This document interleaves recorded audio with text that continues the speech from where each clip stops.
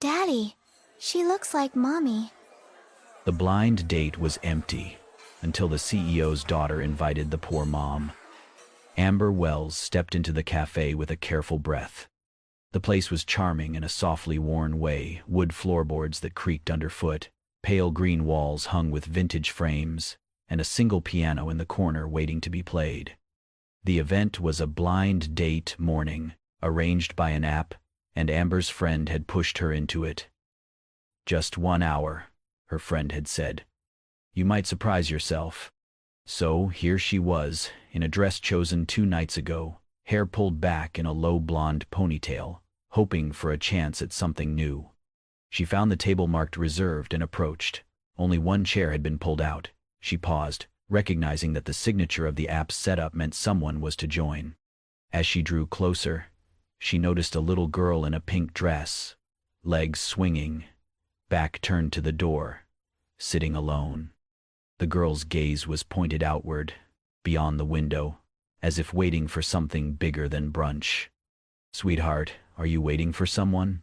Amber asked softly, lowering herself onto the unoccupied chair and placing her purse on the floor beside her. The girl turned slowly. Her dark eyes flickered to Amber's face, lingering. Then she said, in a voice barely above a whisper, "You look like someone from my dreams." Amber blinked. She found the remark strange and kind. In the moment she forgot the routine of being a mother, of being alone, of being invisible. She simply felt seen. The girl's eyes held something ancient, as though she carried memory. Amber closed the small smile on her lips. "Oh, thank you. I didn't expect company quite like this." The girl shifted forward and placed a small hand over Amber's. "You have Mommy's hair," she said. Amber felt her heart catch. She knelt down slightly to meet the child's gaze. The girl looked away, then back. "Will you stay, just for a bit? He's always serious when he's alone." She pointed to the empty seat opposite. Amber felt the world hush for a moment. She looked at the empty seat, then at the child's hopeful face. She nodded. "Okay," she said. "I'll stay." Moments later, the cafe door opened again. A tall man entered, his coat hanging from his arm and his shoes clean and muted. Amber recognized the look: tailored suit, sober tie, presence calculated. The man paused briefly as his eyes swept the scene. Then he saw the girl and the stranger. His breath steadied. "Daddy, doesn't she look like Mommy?" the girl asked, her voice loud enough that people turned their heads.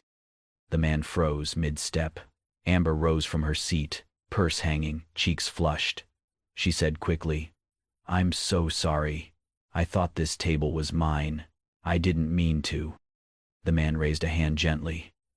"You are at the right table." His voice was soft but firm. He pulled out a chair for Amber. Amber sat again, quietly stunned. He looked at his daughter with a mixture of relief and something unspoken. "Emma seems to know more than we do," he said. Amber swallowed, feeling the significance of the moment. The man's eyes flickered back to her hair, the same soft blonde as his late wife's. He realized that what he felt wasn't surprise at the hair or the dress. He felt the presence of memory. A hush settled over the cafe. The morning light filtered through the windows and lit the table in soft circles. The little pink dress, the low ponytail, the quiet ushering of a stranger into what would become something unplanned. Amber looked at Emma, then at the man. She thought of her own child, her own loss, and the hope that maybe for just this morning the empty seat wasn't empty any longer. The morning rush at the cafe had finally eased into a comfortable lull. Plates scraped clean, steam curled from freshly poured drinks, and the scent of cinnamon pastry hung lightly in the air. Amber Wells sat between Emma and Logan at the corner booth, the one with the patterned cushion and a small vase of daisies someone had placed that week. Emma, in her pink dress that swirled every time she laughed, stirred her hot cocoa with deliberate care, while Logan, still in his crisp suit, held a coffee untouched as though it were a letter waiting to be opened. Amber watched Emma scoop whipped cream timidly, then bravely take a sip. The child's face lit up with unexpected delight. And Amber quietly smiled, grateful for that moment, but also aware of the silent tension between the father and daughter across from her. Logan gazed at the foam dissolving in Emma's cup, his fingers tracing the cold ceramic ring left behind. Breaking the silence, Emma looked up and asked in her soft voice, "Do you think people in heaven miss us too?" The question arrived like a breeze through a closed window, quiet, unexpected, but carrying meaning. Amber glanced at Logan. His eyes had darkened with memory, lips pressed into a thin line. He didn't respond. Amber turned back to Emma and reached across the table to touch her small hand. "I think they miss us every day," she said gently. "That's why they send reminders. A song on the radio, a scent in the air, a kindness we weren't expecting." Emma's eyes widened. She nodded slowly, as though she understood something for the very first time. Logan inhaled, a sound deeper than regret or relief. Something shifted. Logan's shoulders, which had been stiff since the event started, relaxed. A slight smile tugged at the edge of his mouth. It was subtle, but real.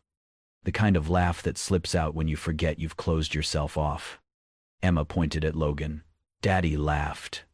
Logan's gaze flicked to Amber and then back to Emma, and his lips curved properly for the first time in a long while. Amber felt her chest open slightly. This was more than cocoa and wasted time, it was the start of something.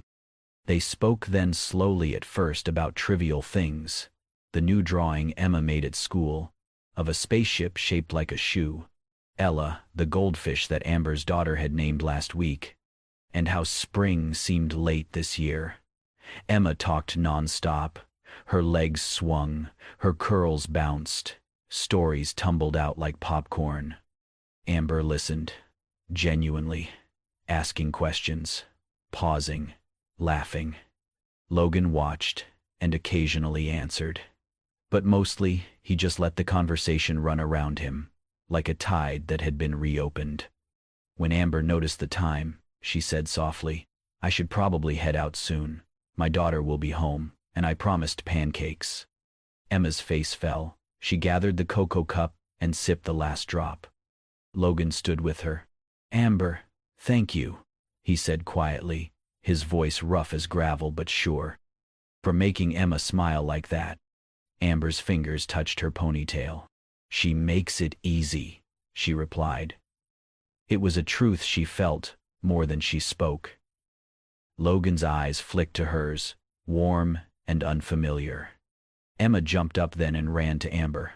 "Will you come back?" she asked. "We'll make space for you." Amber knelt, hugging her. "Only if you promise to keep the whipped cream for me next time." Emma giggled and nodded. Logan watched the exchange. Father, daughter, the woman who had stepped into their quiet space. He realized the seat next to him hadn't just been filled by someone new. It had opened, softly, for something real. Amber left the cafe with a slight blush in her cheeks, not from the warm cocoa, but from something deeper. Behind her, the booth remained, with 2 cups and a coffee untouched, and the afternoon sun turned the daisies golden. Logan reached out and closed the book he'd been reading. He looked toward Amber's departing figure, then at the empty cup. He took a breath.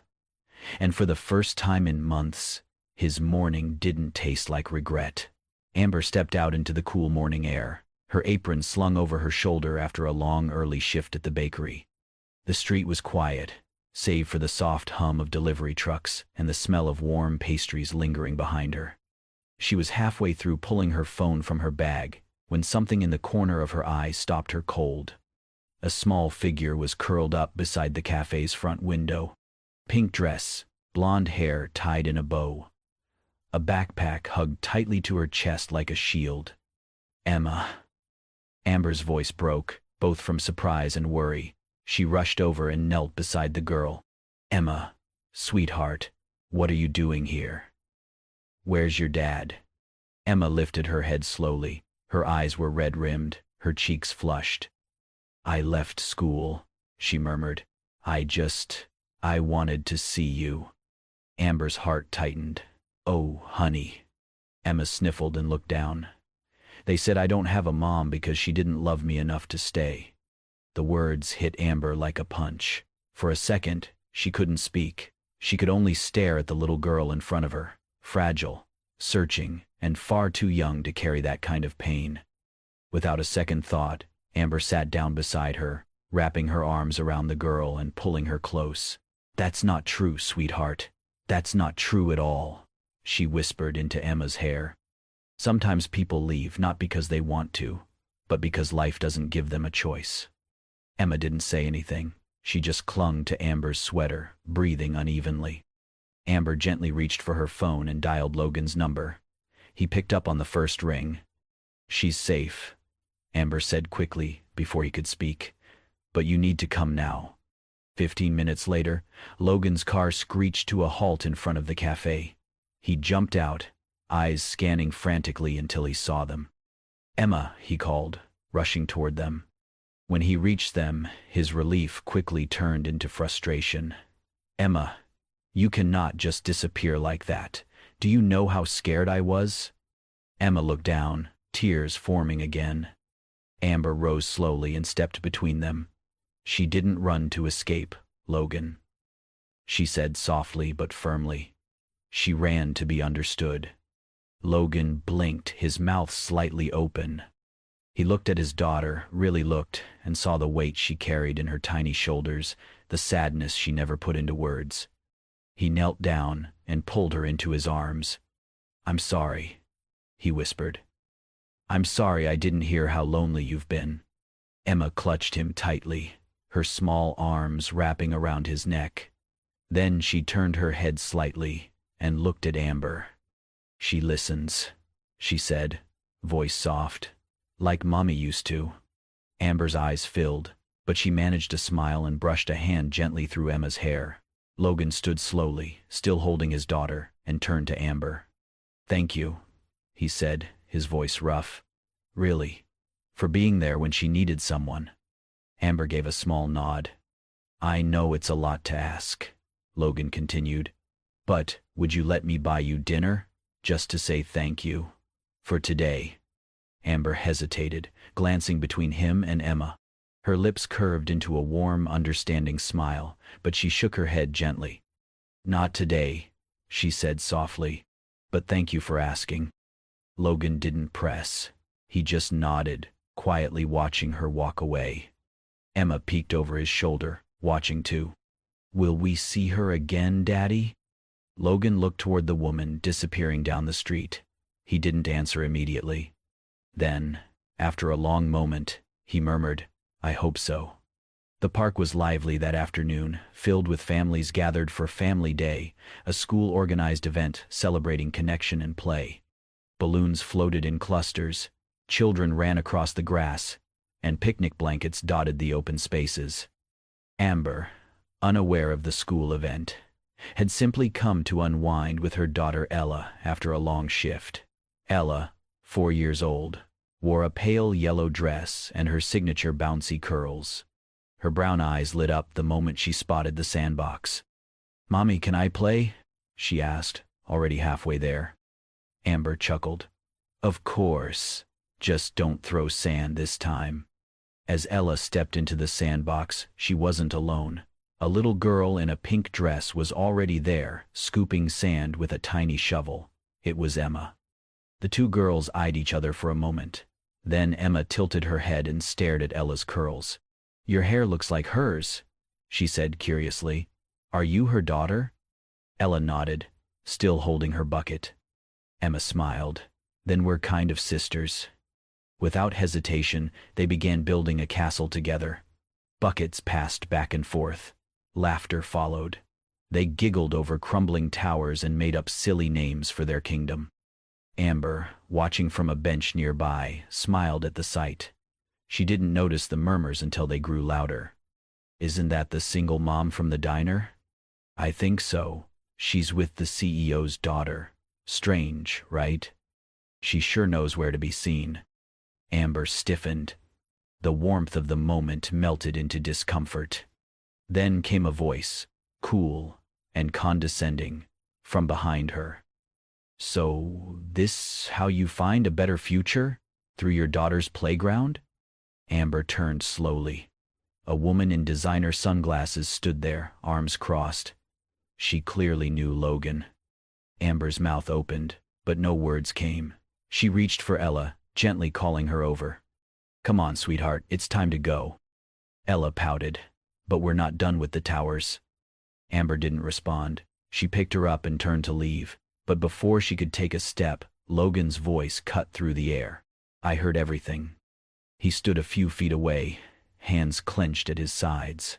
His eyes, usually guarded, were blazing with restrained anger. He looked at the woman coldly.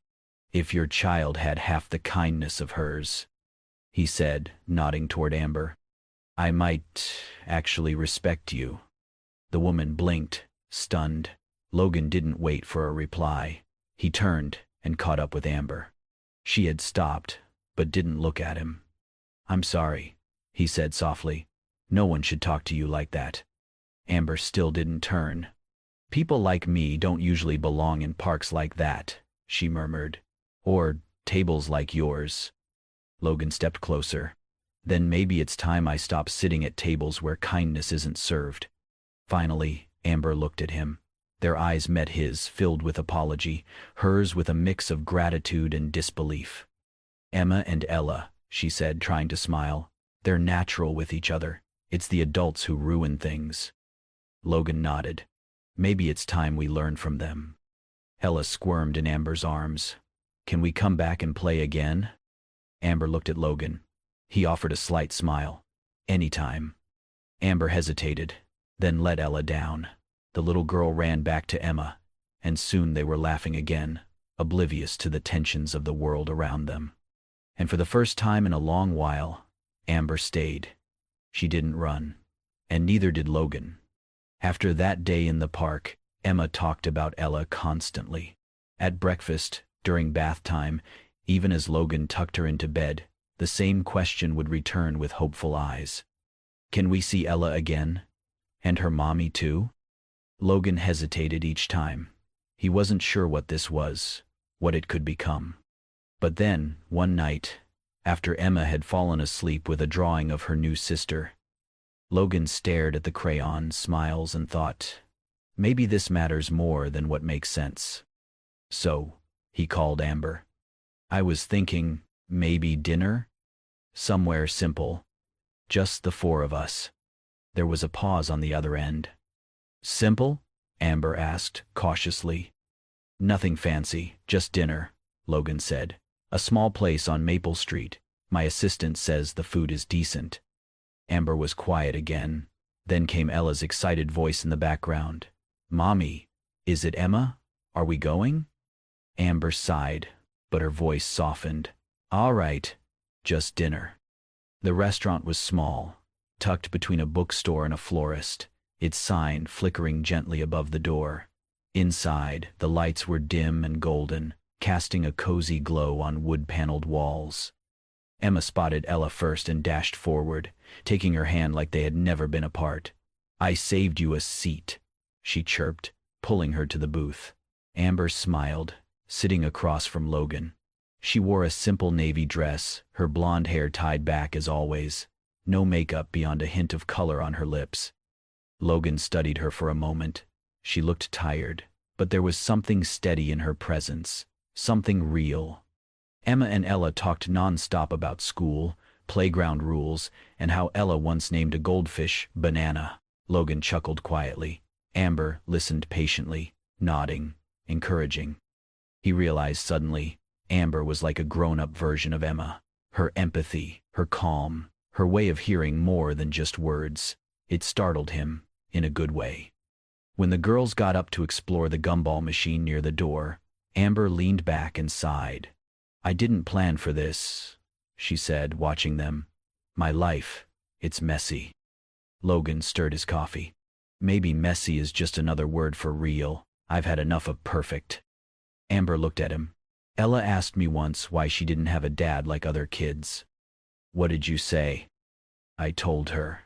She paused. "Some stories begin with just one hero, but that doesn't mean they end that way." Logan didn't reply, but his gaze dropped to the empty sugar packet he twisted in his hands. Outside, rain had started to fall, soft and steady. By the time they stepped out, the sidewalk glistened, and puddles formed under the streetlight. Emma squealed as the rain touched her cheeks. "We're gonna get wet." Logan smiled, pulled off his coat, and wrapped it around both girls. Then, with a quiet grunt, he picked up Emma and took Ella's hand. Amber blinked, surprised by how naturally it happened. No hesitation, no awkwardness, just instinct. She walked beside them, the four of them under one umbrella of shared laughter. They reached Logan's car soaked, but no one complained. The girls giggled in the back seat, wrapped in the oversized coat, faces glowing. Amber looked at Logan as he helped buckle Ella in. "You didn't have to carry her," she said softly. He met her eyes, a faint smile playing on his lips. "I wanted to." Amber didn't respond. But something inside her, something long guarded, shifted slightly. A warmth, a strange, unfamiliar ease. And for the first time in a long while, she wondered if maybe not all beautiful things were meant to fade. The photos hit the internet less than 24 hours after their quiet dinner. Candid shot, Logan, Amber, Emma, and Ella seated at a small table, the girls mid-laughter, Amber leaning in to wipe Ella's cheek, Logan looking on with a rare softness. The headline blared, "Widowed CEO caught dining with single mom and 2 kids, a new family?" By morning, it was everywhere. Within hours, the past Amber had buried was resurrected. Forums questioned her intentions. Blogs unearthed her incomplete nursing degree, a years-old eviction record, jobs at diners, gas stations. The words unqualified and opportunist floated beside her name. At Logan's company, the boardroom felt colder than usual.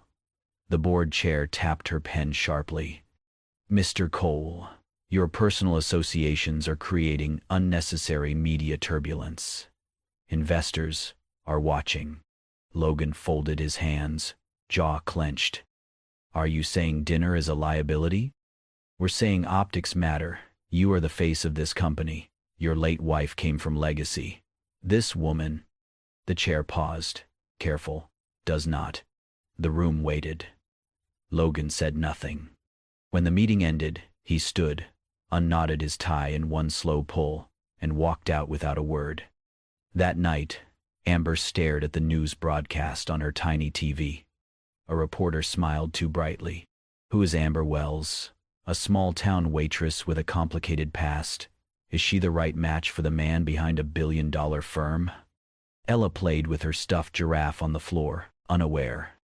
Amber turned off the TV.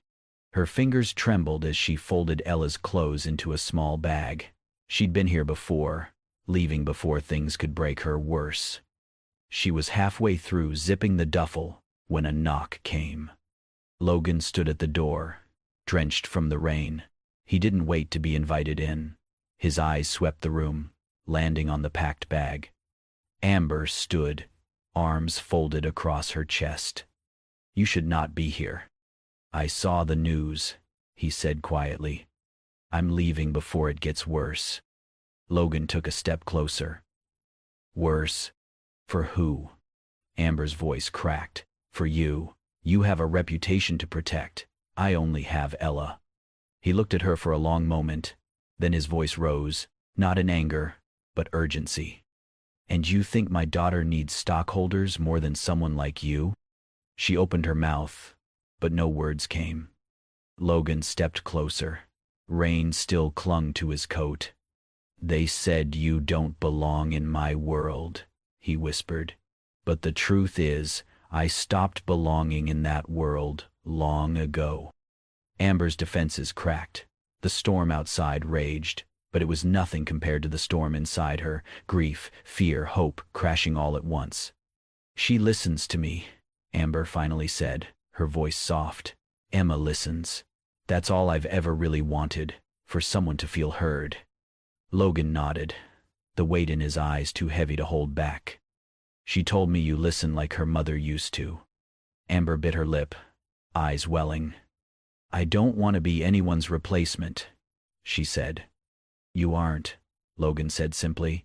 "You're the first person who ever showed up without asking for anything." A moment passed. Then, from the back of the apartment, Ella's voice called sleepily, "Mommy? Is the rain talking to someone?" Amber laughed through her tears. Logan smiled. "Tell her it's just someone who's done running." The backyard wasn't much, just a small patch of grass bordered by a weathered wooden fence, a folding table dressed with a floral cloth, and a dozen balloons swaying gently in the spring breeze. But to Emma and Ella, it was a kingdom of color, laughter, and something that felt suspiciously like home. Their birthdays were only 10 days apart, and after weeks of relentless pleading and secret plans whispered under blankets and between classroom breaks, the two girls had convinced their parents to throw a joint celebration. "Like real sisters do," Emma had declared, her eyes shining with certainty, as if the universe had already agreed. Amber had hesitated. It felt too soon, too intimate, too exposed. Every part of this, sharing space, memories, even a cake, meant inviting vulnerability. But Logan had looked at her and simply said, it would mean the world to them, and in his voice, she heard not pressure, but quiet truth. So here they were.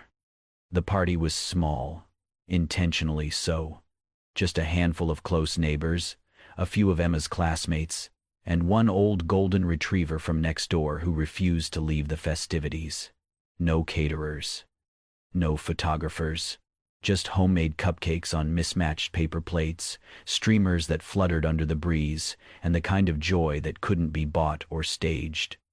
Amber set out the juice boxes on a tray, watching the girls dash through the grass. Their matching dresses, pink for Emma, yellow for Ella, twirled with every spin. Their laughter echoed against the fence, bouncing back like applause.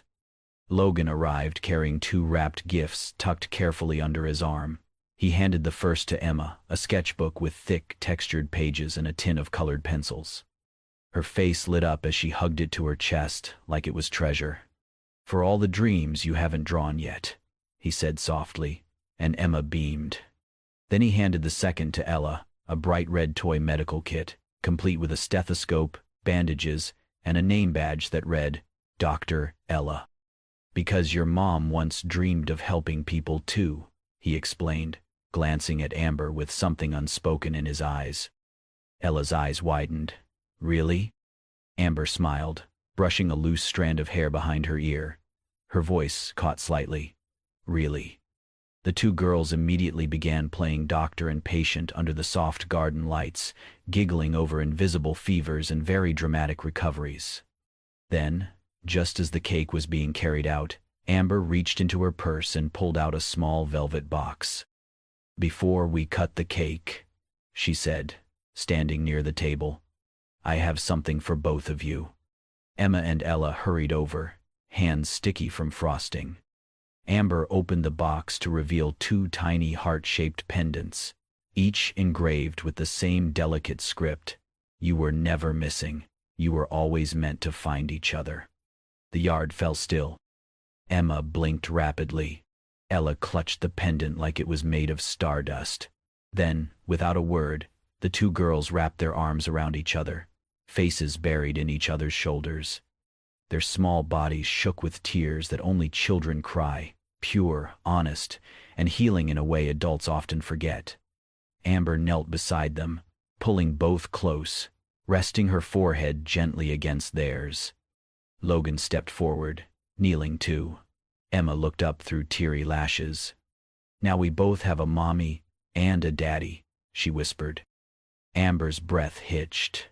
Logan's lips parted, then pressed closed as he reached forward, one arm around Emma, the other around Amber. He looked at her, not like a man overwhelmed, but like someone finally found.